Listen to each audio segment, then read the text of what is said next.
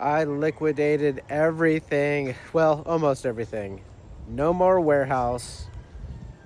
No more welders. And I just might have a complete socket set left over. But no worries. We have a plan. And the plan is we have a barn to work in. And a lot of beat up tools, and not to mention there's no excuses why we can't get this old F100 of mine running here, because the entire property is filled with Ford parts. Check it out.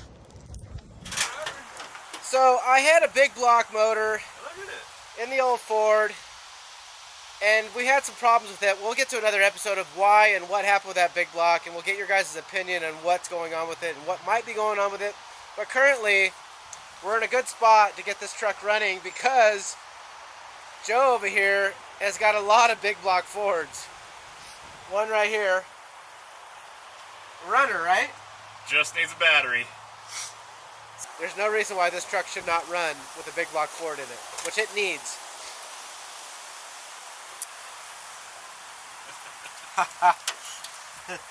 Yep, we got a lot of work to do.